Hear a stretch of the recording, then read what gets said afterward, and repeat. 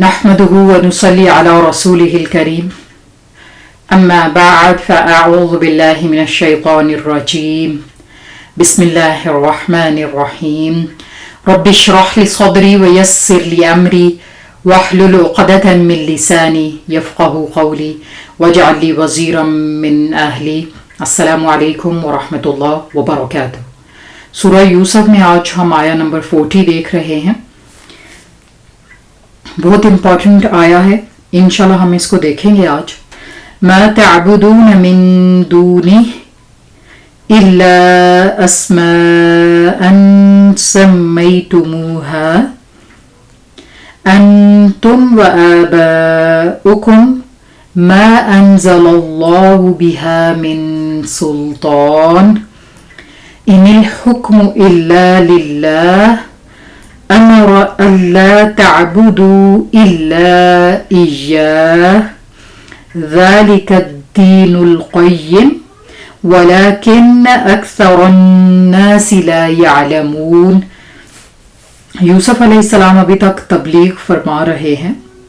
کیا فرماتے ہیں؟ ما تعبدون، نہیں تم عبادت کرتے، من دونہ، اس کے سوا، الا اسماء، مگر چند ناموں کی، سمیتموها، نام رکھ لیے ہیں تم نے ان کے، انتم و آباؤکم، تم نے اور تمہارے باپ دادا نے، ما انزل اللہ، نہیں نازل کی اللہ تعالیٰ نے، بہا من سلطان، ان کی کوئی بھی دلیل، ان الحکم، نہیں ہے حکم، الا للہ، سوائے اللہ تعالیٰ کے، امر، اس نے حکم دیا، اللہ تعبدو، یہ کہ نہ تم عبادت کرو، الا ایاہ، مگر اسی کی،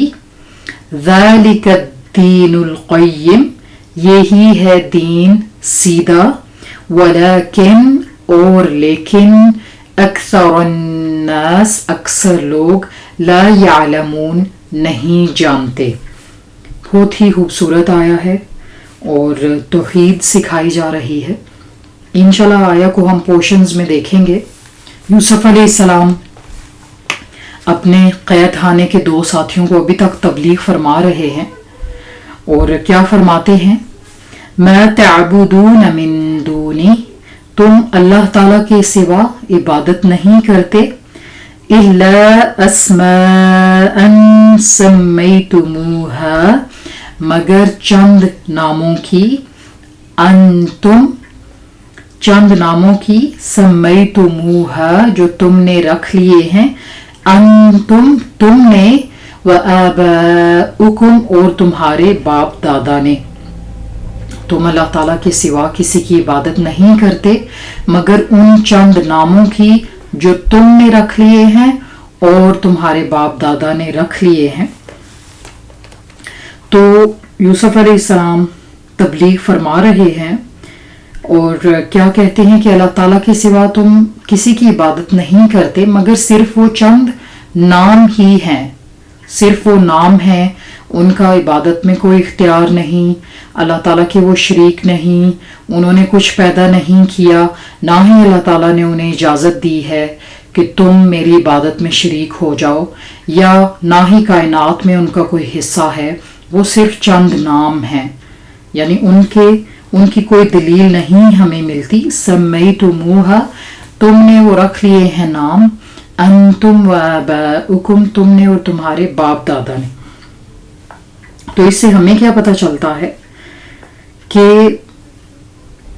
جیسے دنیا میں کوئی کہے کہ میں ڈاکٹر ہوں یا میں فلاں فلاں پروفیشنل ہوں، تو اسے کیا کہا جاتا ہے کہ اپنی ڈگری دکھاؤ یا تم اپنا سرٹیفکیٹ لے کے آؤ، تعلیم کہاں سے حاصل کی، آیا واقعی تم پروفیشنل ہو یا ایسے ہی بن گئے؟ تو اللہ تعالیٰ کے بھی رب ہونے کی کیا دلیل ہے کہ اس کی کریشن کو دیکھا جائے، اور اللہ تعالیٰ کے رب ہونے کی ڈگری یا سرٹیفکیٹ کیا ہے کہ دیکھا جائے کیا جن کو عبادت کا حق دیا جا رہا ہے انہوں نے کچھ پیدا بھی کیا ہے؟ قرآن ہمیں یہی سکھاتا ہے کہ عبادت کا حق صرف اس کو حاصل ہے جو رب ہے اور جس نے یہ سب پیدا کیا ہے۔ کیا پیدا کیا ہے؟ زمین و آسمان پیدا کیے ہیں، درخت بنائے، پہاڑ بنائے، پودے پھل پھول لگائے۔ تو اللہ تعالیٰ کے سوا کوئی اور یہ نہیں کر سکتا، اور اس میں یہ دیکھنا چاہیے کہ عبادت بھی اس کی جائے جس نے کچھ کیا ہو، نہ کہ چند ناموں کی، نہ کہ ان لوگوں کی یا ان ہستیوں کی جنہوں نے کچھ نہ کیا ہو، جن کی صرف کہانیاں ہی ہوں، ہمیں پریکٹیکلی انہوں نے کچھ کر کے دکھایا نہ ہو۔ اور پھر آگے کیا فرماتے ہیں؟ ان الحکم الا للہ، حکم اللہ تعالیٰ کے علاوہ کسی کا نہیں، حکم صرف اللہ تعالیٰ کا ہے۔ یعنی حکم دینے والے بہت سے ہو سکتے ہیں، اور حکم تو کسی کا بھی ہو سکتا ہے نا دنیا میں، لیکن یہ حکم اللہ تعالیٰ کا ہے۔ دین میں حکم اللہ تعالیٰ کا چلے گا اور کسی کا نہیں چلے گا۔ اللہ تعالیٰ نے کیا حکم دیا؟ آگے فرماتے ہیں امر اللہ تعبدوا الا ایاہ، اس نے حکم دیا ہے کہ اس کے سوا کسی کی عبادت نہ کی جائے۔ یعنی اسٹریٹ فارورڈ تبلیغ ہے، بہت آسان پوائنٹ ہیں، سمجھنے والی باتیں ہیں کہ دنیا میں ڈیسیژنز، ججمنٹ اور کمانڈمنٹس صرف اللہ تعالیٰ کی ہیں، اور کسی کا حق اس میں نہیں ہے، اور اس کے معاملات میں کسی کی انٹرفیرنس نہیں ہونی چاہیے۔ اس نے جو ڈیسائیڈ کیا وہی ہو کے رہے گا، جو حکم دیا وہی ہوگا، اس میں کسی اور کو انٹرفیئر کرنے کی ضرورت نہیں ہے۔ آپ یہ دیکھیں کہ انسان اگر ایک گھر بنائے تو اس میں سب کچھ وہ اپنی مرضی سے کروائے، اس کا اسٹرکچر ڈیزائن کروائے، سب کچھ وہ کرواتا ہے، اپنی مرضی کے اپلائنسز فٹ کرواتا ہے، سب کچھ جب ہو جاتا ہے، گھر تیار ہو جاتا ہے، تو کوئی اور باہر سے آئے اور بولے کہ یہ گھر میرا ہے اور میں بہتر جانتا ہوں کہ اس میں کیا ہے کیا نہیں، اپلائنسز جتنی ہیں یا جیسے ہیں ان کو کیسے آپریٹ کرنا ہے، تو وہ انسان جس کا گھر ہے وہ بولے گا کہ تم باہر نکلو، تم کون آ گئی میاں، گھر تو میرا ہے، تم ہوتے کون ہو؟ تو یہ ہے کہ یہ کائنات اللہ تعالیٰ کی ہے، اس میں اسی کے رولز چلیں گے، اس کی بادشاہت میں کوئی اور شریک نہیں ہو سکتا۔ یہ سب کچھ اس نے بنایا، ہر چیز اس نے ڈیزائن کی، ہر چیز اس نے کریٹ کی، یہ سب کچھ اس کا ہے، رولز بھی اس کے ہوں گے۔ He will establish the rules, He will tell you the ways of ibadah, He will tell you what's evil and what's good in this world. He will tell you because He knows that how He created everything and He knows better than everyone else کہ جو کچھ اس میں ہے وہ کیسے بنایا گیا اور اس کو ٹھیک کس طرح سے رکھنا ہے اور کس طرح سے انسان کو بھی اپنا خیال رکھنا ہے۔ اور پھر اس میں یہ دیکھیں گے کہ جیسے فرمایا کہ ان الحکم الا للہ، the command is none but for Allah, the law is only for Allah subhanahu wa ta'ala. The faith of the believer is according to the order of Allah subhanahu wa ta'ala, not according to conjectures and desires, but according to Allah subhanahu wa ta'ala's orders and commandments. ذَلِكَ دِينُ الْقَيِّمِ، that is the straight path۔ آگے کیا فرماتے ہیں؟ یہی سیدھا دین ہے، means it is the only accepted route۔ دین القیم کیا ہے؟ جو اللہ تعالیٰ نے بتا دیا، اللہ تعالیٰ کے علاوہ کوئی بتانے والا نہیں، نہ ہی کسی کو اس میں حق حاصل ہے۔ حضرت یوسف علیہ السلام کیا فرماتے ہیں کہ سیدھا دین یہی ہے، توحید اسی کو کہتے ہیں۔ ذالک دین القیم، یہی سیدھا دین ہے۔ کوئی اٹھ کے کہے کہ دین میں زیادہ جانتا ہوں، نعوذ باللہ، مجھے اختیار حاصل ہے، میں تمہیں جیسا چاہوں حکم دوں تم ویسا کرتے جاؤ، اور قیامت والے دن میں تمہاری سفارش کروا دوں گا۔ The ultimate sources of the deen are Quran and سنہ، قرآن اور سنہ جو اللہ تعالیٰ کی طرف سے آئی ہیں، یا اگر دین میں فیبریکیٹڈ ویز بنا لیے جائیں تو وہ بھی جائز نہیں۔ قرآن یا سنہ سے رہنمائی لیے بغیر ہم سوچیں کہ جو من پسند ہے وہ کرتے جائیں تو وہی دین ہے۔ معاملہ کہاں خراب ہوتا ہے جب ہم یہ سوچتے ہیں کہ اللہ تعالیٰ کے علاوہ کوئی اور بھی اختیارات رکھتا ہے، جیسے کوئی پیر ہوں یا بابا جی ہوں۔ انسان سوچے کہ اللہ تعالیٰ کے علاوہ وہ بھی بہت کچھ کر سکتے ہیں، وہی بگڑی بنانے والے ہیں، وہی ہمیں نعوذ باللہ اولاد دے سکتے ہیں، یا اس طرح کے معاملات وہ سنبھالے ہوئے ہیں، تو پھر ہم یہ سوچتے ہیں کہ لوگ کیا کہیں گے۔ تو یہ بھی ایک لوگوں کا مسئلہ بھی ہم دین سے بڑا مسئلہ بنا لیتے ہیں۔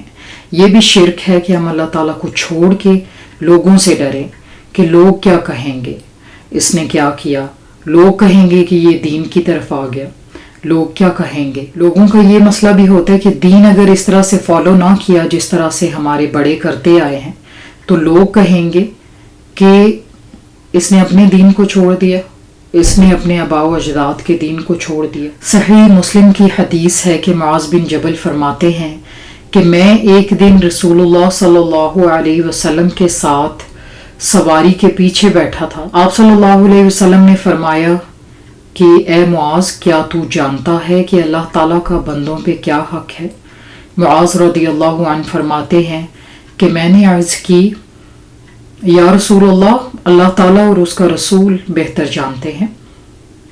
آپ صلی اللہ علیہ وسلم نے فرمایا کہ اللہ تعالیٰ کا بندوں پہ یہ حق ہے کہ وہ اس کی عبادت کریں اور کسی کو اس کے ساتھ شریک نہ کریں، اور بندوں کا اللہ تعالیٰ پہ یہ حق ہے کہ اللہ تعالیٰ انہیں عذاب نہ دے اور ان کی عبادات کو قبول فرمائے۔ یعنی عذاب اور ثواب دو ہی فیکٹرز ہیں۔ اللہ تعالیٰ، اگر آپ اللہ تعالیٰ کے ساتھ شریک نہ ٹھہرائیں تو اللہ تعالیٰ پہ حق ہو جاتا ہے انسان کا کہ وہ اسے عذاب نہ دے اور اسے جنت میں ڈالے۔ تو اسی طرح پھر ہم ایک اور حدیث دیکھیں گے۔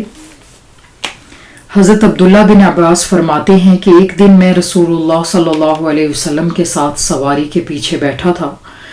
آپ صلی اللہ علیہ وسلم نے فرمایا کہ اے لڑکے، تو اللہ کے حقوق کی حفاظت کر، اللہ تعالیٰ تیری حفاظت فرمائے گا۔ تو اللہ تعالیٰ کے حقوق کی حفاظت کر تو اللہ تعالیٰ کو اپنے سامنے پائے گا۔ نمبر 2 پوائنٹ، آپ صلی اللہ علیہ وسلم نے کیا فرمایا؟ جب تو مانگے تو صرف اللہ تعالیٰ سے مانگ۔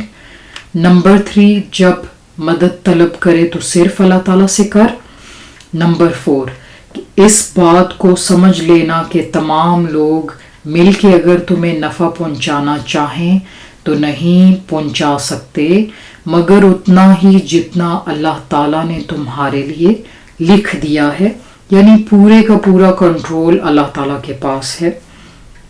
5th پوائنٹ اور اس بات کو جان لینا کہ اگر تمام لوگ مل کے تمہیں کوئی نقصان پہنچانا چاہیں تو نہیں پہنچا سکتے مگر اتنا ہی جتنا اللہ تعالیٰ چاہیں گے۔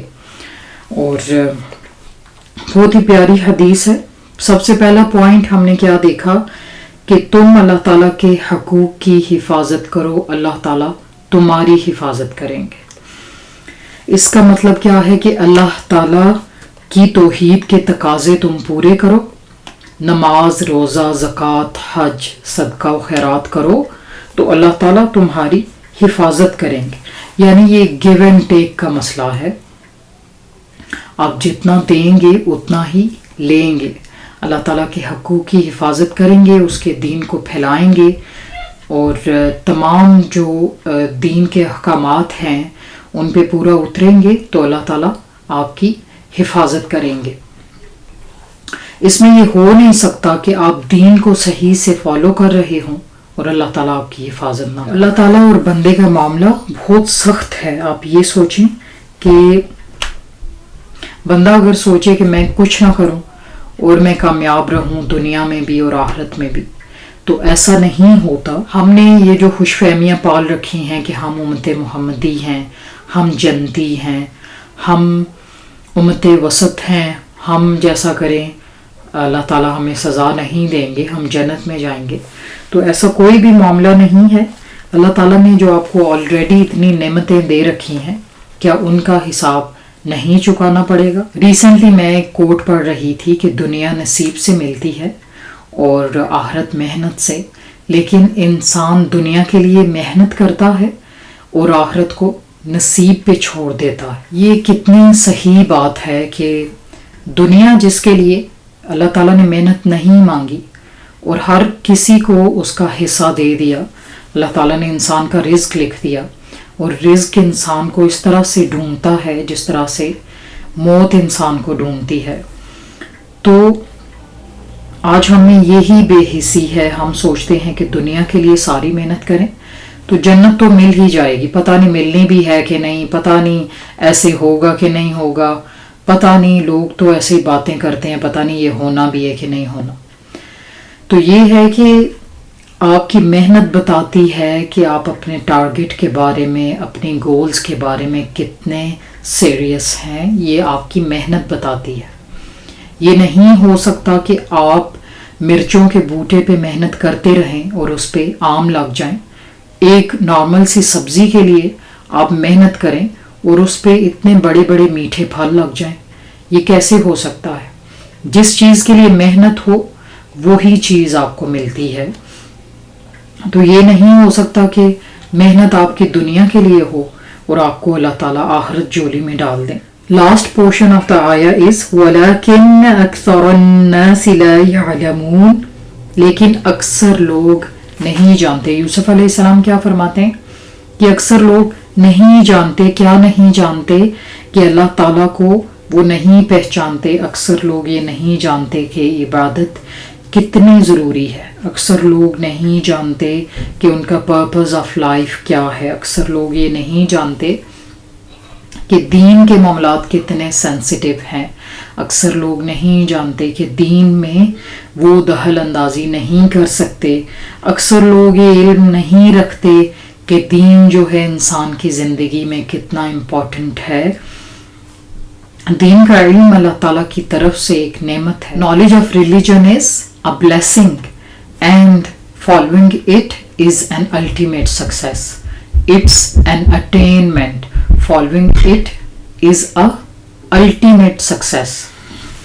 हदीस कुदसी है, अल्लाह ताला फरमाते हैं कि जहन्नम मेरा इंतकाम है और जन्नत मेरी रहमत है। जहन्नम से अल्लाह ताला ने फरमाया कि तू मेरा इंतकाम है, मैं तेरे ज़रिए जिससे चाहूँ इंतकाम लूँगा। और जन्नत से अल्लाह ताला ने फरमाया तू मेरी रहमत है, मैं जिसे चाहूँ तुझ में डालूँगा, जिसे चाहूँ मैं अपनी रहमत में डालूँगा। तो दुनिया में आप आए हैं, क्या यहाँ से ऐसे ही चले जाएंगे? कोई अकाउंटेबिलिटी नहीं होगी। इसी तरह अल्लाह ताला ने जैसे आपको सेहत दी, आपको अक्ल दी, आँखें दी, हाथ, कान, मुंह, होंठ, दिमाग दिया, सब कुछ दिया, सारी नेमतें दी, तो क्या इनकी अकाउंटेबिलिटी नहीं होगी? क्या इनका हक अदा नहीं करना पड़ेगा? जहन्नम अल्लाह ताला का इंतकाम है और जो कोई अल्लाह ताला की नेमतों का हक अदा नहीं करेगा, अल्लाह ताला उससे इंतकाम लेंगे। एक एक चीज़ की कीमत अदा करनी पड़ेगी। अल्लाह ताला एक एक चीज़ का हिसाब लेने वाले हैं। और हम जैसे अपने जिस्म का हक अदा करना जानते हैं, हम बहुत अच्छे से जानते हैं कि अगर खाएं पिएंगे नहीं जिस्म कमज़ोर हो जाएगा। क्या खाना है, क्या पीना है, हम सब जानते हैं। इसी तरह हम ये भी जानते हैं कि जिस्म के लिए रेस्ट कितना ज़रूरी है। हम सोते हैं, हम आँखों को रेस्ट देते हैं, दिमाग के लिए भी हम जानते हैं रेस्ट कितना ज़रूरी है। जिस्म के बाकी हिस्सों के लिए रेस्टिंग कितनी ज़रूरी है हम सब जानते हैं, लेकिन हम अपनी रूह को उसका हक देना भूल जाते हैं। रूह का हक क्या है हम ये नहीं जानते और उसको जंक खिलाते रहते हैं। कभी म्यूज़िक सुना जा रहा है, कभी ड्रामास देखे जा रहे हैं, कभी गिबतें और चुगलियाँ की जा रही हैं। तो इस तरह के काम हम लोग करते हैं, हालांकि रूह का जो असल हक है हम उसे उससे महरूम रखते हैं। The most destitute and poorest person on the judgment day will be the one who has not nourished his soul in this world. सबसे ज़्यादा गरीब इंसान क़यामत वाले दिन वो होगा जिसने दुनिया में अपनी रूह को उसका हक ना दिया।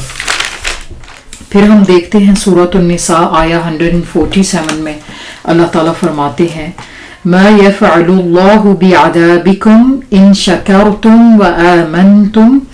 अल्लाह ताला तुम्हें अजाब दे के क्या करेगा अगर तुम शुक्र अदा करो और ईमानदार हो। यानी अल्लाह ताला को कोई खुशी नहीं होती हमें अजाब दे के, लेकिन अल्लाह ताला की हमसे 2 एक्सपेक्टेशंस हैं। What are those 2 expectations? इन शकरतुम व आमनतुम, तुम शुक्र अदा करो और ईमानदार रहो। शुक्र अदा करो और ईमान की हालत में रहो। व कान अल्लाहु शाकिरन अलीमा, अल्लाह ताला बहुत कदर करने वाला, सब कुछ जानने वाला है।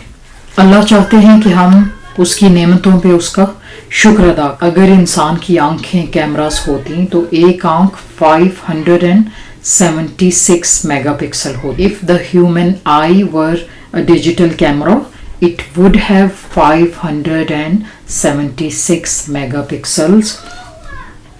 आप लेटेस्ट आईफोन देखें तो वो ज़्यादा से ज़्यादा 12 मेगापिक्सल है, इससे ज़्यादा नहीं। तो इंसान की दोनों आंखें 1000 मेगापिक्सल से भी ज़्यादा हैं। इनको किसने बनाया? क्या कोई टेक्नोलॉजी, कोई साइंस आज तक आंखें बना सकी है? अल्लाह ताला की ज़ात ने इन आँखों को हज़ारों साल पहले बनाया। 6-7 हज़ार पहले आदम अलैहिस्सलाम को इस दुनिया में भेजा गया था। क्या कोई साइंस थी, कोई टेक्नोलॉजी थी? क्या अल्लाह ताला के पास कोई टीम है? अल्लाह ताला के पास कोई साइंटिस्ट हैं, कोई लेबॉर्ट्रीज़ हैं, कोई डॉक्टर्स हैं जो हर डिज़ाइन अप्रूव करते हैं? तो फिर अल्लाह ताला उन्हें क्रिएट करते हैं या उनकी कंपोजिशन करते हैं। अल्लाह ताला अकेला सब कुछ बनाने वाला है, तो क्या आपको इसकी कीमत अदा नहीं करनी पड़ेगी? जैसे अल्लाह ताला फरमाते हैं वकान अल्लाहु शाकिरन अलीमा, इसके बावजूद, इतनी सारी कीमती नेमतों के बावजूद अल्लाह ताला शाकिर है और अलीम है। शाकिर किस लिहाज से हैं कि इंसान छोटे से छोटी नेकी ले आए तो उसे उस पे अजर देंगे। ये नहीं कहेंगे कि तुमने तो अभी फ़लाँ नेमत का हक अदा नहीं किया, अभी तो उसकी कीमत पूरी नहीं हुई, तो इस तरह की तो हज़ारों नेमतें तुम्हें दी गई हैं, उन नेमतों का पहले हक अदा करो तो फिर मैं तुम्हें कुछ दूंगा। अल्लाह ताला ऐसे नहीं करते। फिर आगे अल्लाह ताला कदरदान है, शाकिर इस लिहाज से भी हैं कि इंसान अगर तौबा करे तो अल्लाह ताला उसके गुनाह माफ़ कर देते हैं। ये नहीं कहते कि मैंने तुम्हें इतनी नेमतें दी फिर भी गुनाह करते हो, जाओ मैं तुम्हारी तौबा कबूल नहीं करूँगा। बल्कि इंसान जितने भी गुनाह लेके आए, गुनाह के पहाड़ हों उसकी ज़िंदगी में, लेकिन अल्लाह ताला उसे माफ़ करेंगे क्योंकि वो शाकिर हैं, अलीम हैं। फिर आप ये देखें कि अल्लाह ताला के लिए कोई इंसान कुछ करे तो वो कितने शाकिर हैं। इंसान अगर किसी इंसान के लिए कुछ करे तो आप बताएंगे उसे कि मैंने तुम्हारे लिए इतनी मेहनत की, मैं वहाँ गया, ट्रैफिक कितनी थी, इतनी देर में फंसा रहा ट्रैफिक में, फलां की मिन्नतें की, वहाँ इतना टाइम लगा, पूरा दिन मेरा इस छोटे से काम के लिए ज़ाया हो गया। तो वो कहेगा कि ये एहसान जताता है। लेकिन अल्लाह ताला सब जानते हैं कि एक छोटी से छोटी नेकी करने के लिए आपने कितनी मेहनत की। आपने नमाज पढ़नी थी, बहुत सर्दी थी, पानी इतना ठंडा था, پھر بھی آپ نے وضو کیا، آپ بستر نہیں چھوڑنا چاہتے تھے، اتنی ٹھنڈ تھی پھر بھی آپ اٹھے، آپ نے سیلف کنٹرول رکھا، اٹھ کے نماز ادا کی، اتنی گرمی تھی، رمضان کے روزے رکھنا مشکل تھا، لیکن پھر بھی آپ نے اللہ تعالیٰ کے لیے یہ کام کیا۔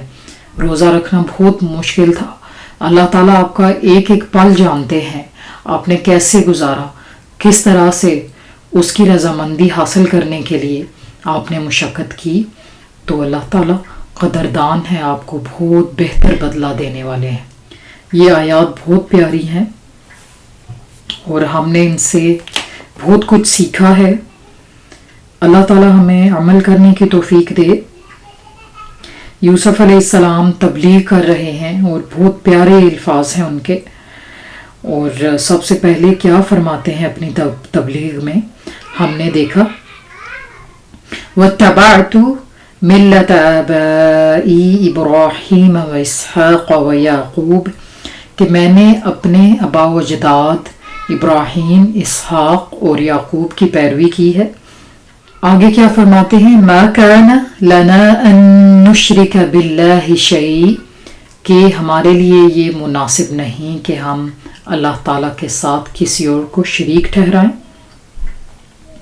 یہ ہم پہ اللہ تعالیٰ کا فضل ہے کہ اس نے انبیاء کو بھیجا، اس نے دین کے درست طریقے سکھائے، اور لیکن اکثر لوگ شکر ادا نہیں کرتے۔ پھر آگے وہ اپنے جیل کے دو ساتھیوں سے پوچھتے ہیں، أَأَرْبَابٌ مُتَفَرِّقُونَ خَيْرٌ، کیا زیادہ رب بہتر ہیں، ام اللہ، یا ایک اللہ تعالیٰ، الواحد القہار، جو واحد ہے، بہت زبردست ہے، کہ زیادہ رب بہتر نہیں ہوتے، ایک اکیلا اللہ تعالیٰ جو زبردست ہے، قوت والا ہے، وہ بہتر ہے۔ آگے کیا فرماتے ہیں، جو آیا ہم نے آج دیکھی کہ تم عبادت نہیں کرتے مگر ان چند ناموں کی جو تم نے رکھ لیے ہیں، یعنی دین کے لیے ہمیں ایویڈنس چاہیے ہوتا ہے، پروف چاہیے ہوتا ہے۔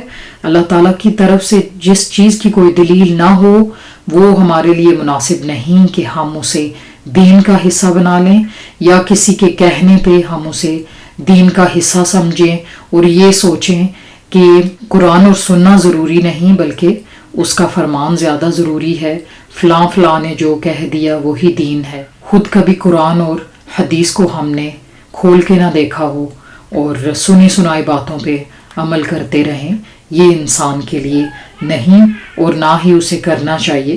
اور ان الحکم الا للہ، اللہ تعالیٰ کا حکم ہے۔ کیا حکم ہے، امر اللہ تعبدوا الا ایاہ، اس نے حکم دیا ہے کہ کسی کی عبادت نہ کرو مگر صرف اسی کی۔ ذالک دین القیم، یہی دین ہے، یہی سیدھا دین ہے۔ اگر کسی کو سیدھا دین چاہیے تو وہ یہ ہے۔ دین میں راستے اور بھی ہیں لیکن سیدھا دین یہی ہے جو اللہ تعالیٰ کی طرف سے آیا ہے قرآن اور سنہ کی صورت میں۔ وَلَكِنَّ أَكْثَرَ النَّاسِ لَا يَعْلَمُونَ، ہم اس میں یہ دیکھتے ہیں کہ یوسف علیہ السلام نے انسانوں کی کتنی کوالٹیز کا ذکر کیا ہے۔ فرماتے ہیں وَلَكِنَّ أَكْثَرَ النَّاسِ لَا يَشْكُرُونَ، پھر اس آیہ میں فرماتے ہیں وَلَكِنَّ أَكْثَرَ النَّاسِ لَا يَعْلَمُونَ، زندگی میں شکر ہونا کتنا ضروری ہے اور علم ہونا کتنا ضروری ہے۔ انسان نہ شکری کی وجہ سے دین پہ عمل نہیں کر سکتا، اللہ تعالیٰ کی ذات کو نہیں پہچانتا، اور لا علمی کی وجہ سے وہ اللہ تعالیٰ کو نہیں پہچانتا یا اللہ تعالیٰ کی عبادت اس طرح سے نہیں کرتا۔ ایک تو انسان کو علم سیکھنے سے دریغ نہیں کرنا چاہیے، اور دوسرا اسے اپنی نعمتوں پہ غور و فکر کرنا چاہیے۔ آپ اگر اپنے پورے جسم پہ ہی غور و فکر کریں تو آپ کو شکر ادا کرنے کے کتنے سارے مواقع میسر آئیں گے۔ تو یہ دو چیزیں انسان کے لیے بہت امپورٹنٹ ہیں۔ قرآن میں ہم جا بجا پڑھتے ہیں کہ علم، شکر اور صبر انسان کے لیے کتنا ضروری ہے۔ انسان کو کسی بھی ایج میں علم حاصل کرنے سے باز نہیں رہنا چاہیے۔ علم جو ہے وہ امپورٹنٹ پارٹ ہے آپ کی زندگی کا، علم حاصل کریں گے تو آپ سیکھیں گے کہ دین میں کیا ہے کیا نہیں، اور شکر ادا کریں گے آپ تو اللہ تعالیٰ آپ کو مزید بھی دیں گے، اور شکر ادا کریں گے آپ تو اللہ تعالیٰ آپ کو محروم نہیں رکھیں گے، اللہ تعالیٰ آپ کو دین کے طریقے سکھا دیں گے۔ آیہ نمبر 147 میں جیسے ہم نے پڑھا کہ اللہ تعالیٰ کی آپ سے کیا ایکسپیکٹیشنز ہیں، ان شکرتم و آمنتم، ایمان چاہیے اللہ تعالیٰ کو آپ سے اور شکر چاہیے۔ اللہ تعالیٰ بہت ہی زیادہ اپریشیٹیو ہیں، وہ آپ کو بہت اپریشیٹ کرتے ہیں جب آپ شکر ادا کرنے والے ہوتے ہیں، اور جب انسان شکر ادا کرے، نعمتوں پہ شکر ادا کرنے والا ہو تو پھر اسے بہت سے موقع ملتے ہیں، پھر وہ یہ چاہتا ہے کہ اللہ تعالیٰ کو راضی کرے، جس خدا نے اتنا کچھ دیا اس کے لیے وہ بھی کچھ کرے، پھر اسے اللہ تعالیٰ ہدایت دے دیتے ہیں، صحیح دین کے درست دین کے طریقے سکھا دیتے ہیں۔ آج کے لیے اتنا ہی، انشاءاللہ آیہ نمبر 41 ہم نیکسٹ ایپیسوڈ میں دیکھیں گے۔ May Allah subhanahu wa ta'ala help us to obtain the knowledge of deen and to implement it. Ameen thumma ameen. سبحانك اللهم وبحمدك أشهد أن لا إله إلا أنت أستغفرك وأتوب إليك. السلام عليكم ورحمة الله وبركاته.